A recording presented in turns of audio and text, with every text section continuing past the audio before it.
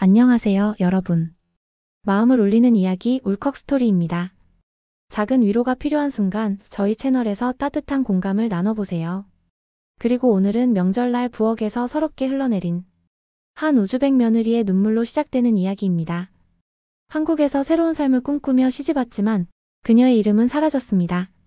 딸도 아내도 아닌 오직 가정부 같은 며느리라는 굴레만 남았습니다.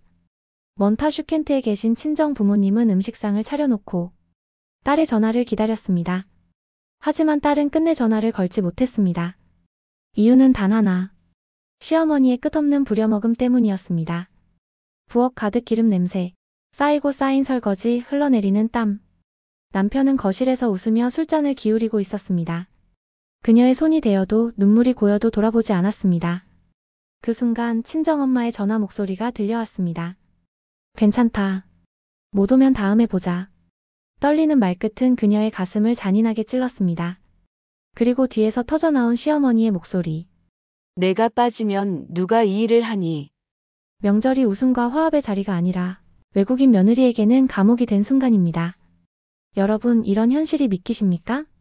혹은 지금 이 순간에도 어딘가에서 똑같은 눈물이 흐르고 있지 않을까요? 이제 시간을 거슬러 올라가 그녀가 어떻게 이 지옥 같은 부엌으로 끌려왔는지 들어가 보겠습니다. 며느리의 현실. 아침 해가 뜨기도 전에 그녀는 이미 부엌에 서 있었습니다.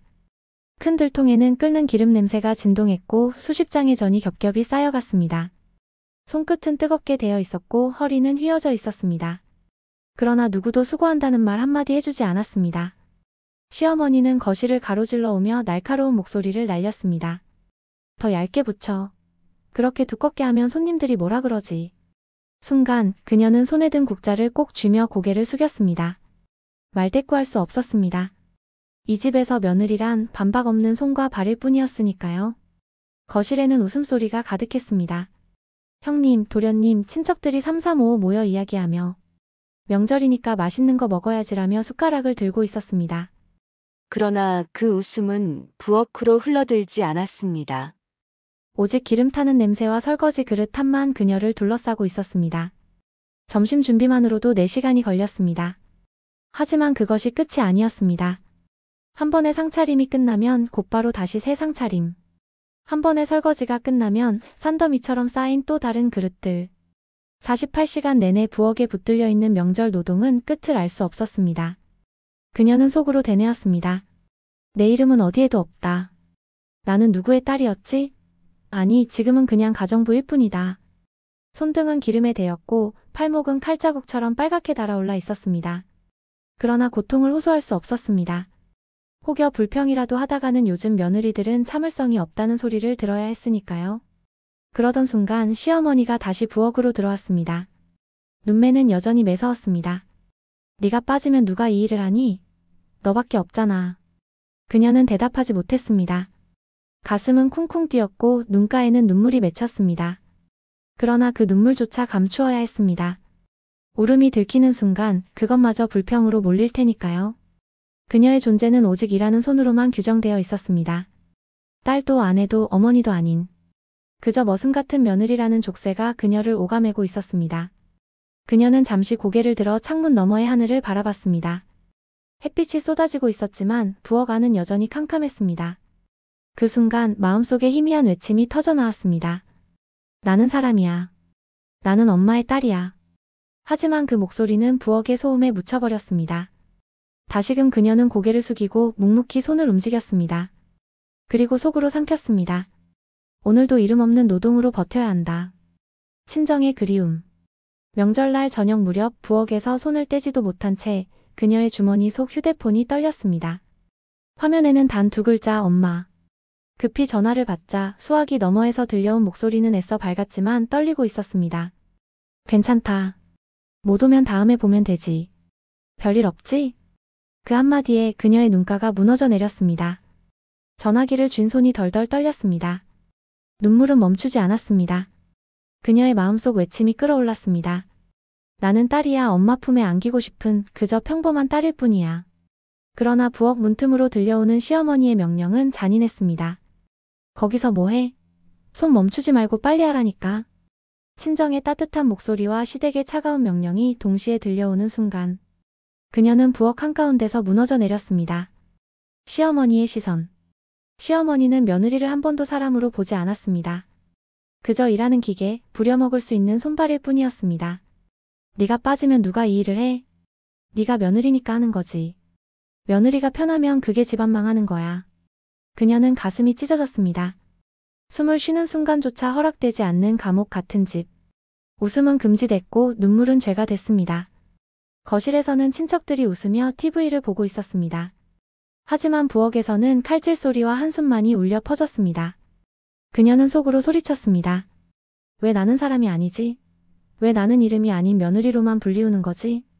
며느리의 폭발 직전. 설거지통 앞에 서 있던 그녀는 손등이 갈라지고 피가 배어 나오는 것도 모른 채 접시를 닦고 있었습니다. 쌓이고 쌓인 그릇 더미는 끝이 없었습니다. 그녀의 내면은 이미 폭발 직전이었습니다. 시어머니는 거듭 몰아붙였습니다. 손 빨리 안 놀려? 저 늦장 부리는 버릇 어디서 배운 거야? 그 순간 그녀의 눈빛이 흔들렸습니다. 울분과 모멸감이 가슴을 찢어내렸습니다. 주먹을 움켜쥔 손은 하얗게 질렸습니다. 그러나 입술은 달랐습니다. 꾹 다문 채 단 한마디도 뱉지 않았습니다. 말하는 순간 더 큰 폭풍이 몰아칠 걸 알았으니까요. 조용한 부엌, 그러나 그녀의 가슴 속에서는 폭탄이 째깍거리며 카운트다운을 시작했습니다. 짧은 외출, 자유의 기억. 잠시 심부름을 나가라는 말에 그녀는 시장으로 향했습니다. 불과 30분. 단 30분이었지만 그 시간은 자유의 숨결이었습니다. 시장 골목에는 아이들 웃음소리가 흘렀고 어머니들이 서로의 안부를 묻고 있었습니다. 그 장면만으로도 그녀는 울컥했습니다. 저기 앉아 계신 어머니 같은 분이 내 엄마일 텐데. 길가에 놓인 국화꽃 냄새가 코끝을 스쳤습니다. 잠시라도 그녀는 며느리가 아닌 그냥 사람이었습니다. 하지만 그 시간은 너무나 짧았습니다. 30분의 자유가 끝나자마자 그녀는 다시 부엌이라는 감옥으로 끌려 들어갔습니다. 저녁상이 끝난 뒤 거실은 웃음과 잔소리로 떠들썩했습니다. 그러나 부엌의 싱크대는 산맥처럼 솟은 그릇들로 가득했으며 그녀는 뜨거운 물과 기름때 사이를 묵묵히 오가고 있었습니다. 깨끗한 접시는 오른쪽, 젖은 그릇은 왼쪽, 김치. 국물이 밴 그릇은 별도로 소다물에 담가두며 기계처럼 분류하고 있었지요. 그때 시어머니의 목소리가 등 뒤를 파고들었습니다. 이거 왜 아직 안 닦았니? 한참 전부터 말했잖니? 그녀는 고개를 끄덕이며 지금 하고 있습니다, 어머니. 라고 답했습니다. 지금? 벌써 1시간이 지났는데? 이렇게 느린데 무슨 살림이 돌아가니? 작은 아주버님은 씻지도 않은 젓가락을 쾅 하고 싱크대에 내려놓으며 말했습니다. 형수님, 이거도요. 그녀는 억지로 미소를 띠고 네, 거기 두세요. 라고 말했지만 곧 뒤에서 킥킥대는 웃음이 이어졌습니다. 외국 며느리는 한국 명절 감이 없대. 일이 산더미인데 표정부터가 마음에 안 들어. 그러게 내 친구 며느리는 전 3번째라는데. 말끝마다 박힌 가시들이 피부를 스치듯 지나갔고 그녀는 들숨을 세어보며 마음을 다잡았습니다. 하지만 미끄러운 바닥에서 발끝이 살짝 헛디뎌졌고 그 순간 쨍그랑 그릇 하나가 손끝을 빠져나가 바닥에서 산산이 부서졌습니다. 거실의 소리가 일제히 멎었고 TV 리모컨을 누르던 손도 멈추었습니다. 그녀는 본능적으로 허리를 숙여 조각을 주우며 손끝에 맺힌 피를 확인했습니다. 뭐 하는 거야? 시어머니의 고함이 터졌습니다. 죄송합니다. 제가 금방. 죄송하면 다야. 이 비싼 그릇을. 손은 느리고 눈치는 없고 매사에 덤벙대고. 명절마다 가정부를 쓸 수도 없고 그렇다고 네가 일을 시원하게 하나. 남편이 그제야 다가와 여보 괜찮아? 라고 물었습니다. 질문은 늦었고 목소리는 가벼웠습니다. 그녀는 괜찮아. 라고 짧게 답했을 뿐입니다. 그 말 외에는 아무 말도 나오지 않았습니다. 바닥에 조각을 모으던 그녀의 손이 잠시 멈추었습니다. 들쑥날쑥한 심장박동이 귀까지 울려 퍼졌고 입안에서는 가느다란 피맛이 느껴졌습니다. 작은 아주버님은 다들 조심하시라고요. 라고 툭 던졌고 시누이는 부엌을 이 모양으로 만들어. 일 하나 똑바로 못하면서. 라고 비아냥거렸습니다. 형광등이 윙하는 소음을 냈고 그 소리는 그녀가 울음을 삼키며 가슴속을 끌어내리는 박동과 같은 리듬으로 울렸습니다. 그녀는 손을 닫고 천천히 허리를 펴며 눈을 감았다 뜨고는 조용한 목소리로 말했습니다. 저 화장실에 잠깐. 시어머니는 말을 끊으며 쏘아붙였습니다. 안 돼. 이거부터 치워. 네가 빠지면 누가 하니? 그 문장, 네가 빠지면 누가 하니? 는 그간의 명절마다 반복되던 고리가 되어 그녀의 머릿속에서 딱 하고 잠금쇠를 푸는 소리를 냈습니다. 첫 명절, 둘째 명절, 셀 수 없이 많은 죄송합니다와 금방요가 한꺼번에 떠올랐습니다. 그녀는 고개를 들었습니다. 싱크대에 비친 얼굴은 낯설었습니다. 딸의 얼굴이 아니라 일하는 손에 부착된 얼굴처럼 보였지요. 그녀는 울음을 삼키며 자세를 바로 했습니다. 아직 터뜨리지 않았지만 누구보다 그녀 자신이 알고 있었습니다. 여기서 더 물러서면 다음이 없다는 것을요. 그리고 그녀 안에서 조용히 카운트다운이 시작되고 있음을요. 친정의 품. 밤이 깊어 거실에 소란이 잦아들자 그녀는 베란다 창틀에 기대어 휴대폰을 켰습니다. 국제전화 앱의 초록 불빛이 떨렸고 화면에는 타슈켄트의 작은 거실이 모습을 드러냈습니다. 노란 전등 아래 앉은 어머니의 얼굴이 먼저 보였고 화면 바깥에서 아버지의 기척도 느껴졌습니다. 엄마. 그녀가 낮게 부르자 어머니가 미소 지었습니다. 우리 딸 이제야 전화했네. 식탁 위에는 그녀가 좋아하던 양고기 요리와 샐러드가 아직도 남아 있었고 국화 한 송이가 좁은 유리컵에 꽂혀 있었습니다. 아버지가 카메라 안으로 들어와 사라. 하고 불렀습니다. 그녀는 미안해요. 오늘도 못 갔어요. 라고 말했습니다. 어머니는 고개를 저으며 미안하긴. 네가 뭘 잘못했니? 엄마가 다 안다. 라고 답했습니다. 그녀가 손을 카메라 가까이 가져가자 갈라진 피부와 작은 상처들이 화면에 크게 비쳤습니다. 어머니는 숨을 조금 길게 들이쉬었습니다. 아프겠다. 그 한마디는 동정이 아니라 위로였습니다. 약보다 먼저 스며드는 위로였습니다. 아버지는 의자를 끌어와 화면 앞에 앉았습니다. 네가 오늘 여기 오지 못했다고 해서 이 집이 비어지는 건 아니다. 너는 어디 있어도 우리 딸이다. 그 말 뒤에 그는 한 박자 쉬고 낮고 단단한 목소리로 덧붙였습니다. 살아야 좋게 끝나면 좋다. 그러나 좋게가 아니면 바르게 말해라. 그녀가 되묻자 아버지는 간결하게 정리했습니다. 네가 누구인지, 어디까지가 내 일인지, 어디서부터는 네가 지켜야 할 선인지, 바르게 흔들리지 않게. 어머니도 조용히 말을 이었습니다. 살아야 오늘 네가 해야 할 건 복수가 아니야. 내 삶의 주인이 너라는 사실을 말로 내는 거야. 어머니는 오래전 이야기를 꺼내며 웃었습니다. 네가 6살 때 엄마가 손을 대었지. 너는 울면서 엄마 손에 찬물 붓고 조그만 손으로 부채질을 해줬어. 그리고 말했지. 엄마, 내가 엄마 손 댈게. 그녀는 그 기억 위에 현재의 손을 올려보았습니다. 이제는 빨갛게 갈라지고 세제 냄새가 밴 손이었습니다. 그러나 어머니의 말처럼 그 손은 여전히 딸의 손이기도 했습니다. 바람소리가 마이크에 스치고 베란다 유리에는 그녀의 숨결이 하얗게 맺혔습니다. 그 위에 보이지 않는 글자가 그려지는 듯 했습니다. 경계. 경계가 없으면 사람은 매번 휘청거리고 결국 찢겨나간다는 것을 그녀는 오늘에서야 분명히 이해했습니다. 전화를 끊기 전 어머니가 마지막으로 말했습니다. 무서울 거야. 그래도 말해. 나는 딸이고 사람이다. 가정부가 아니다. 네가 먼저 내 자신에게 들리게 말해. 아버지는 내일 내가 서야 할 자리에서 서라. 라고 덧붙였습니다. 전화를 끊은 뒤 그녀는 잠시 눈을 감고 서 있었습니다. 도시에 깔린 불빛이 미세하게 흔들렸고 그 흔들림 속에서 오히려 마음이 단단해졌습니다. 그녀는 상처 위에 밴드를 붙이고 아주 작게 연습하듯 입술을 떼었습니다. 저는 딸입니다. 저는 사람입니다. 그 문장은 이제 속삭임이 아니라 약속이 되었습니다.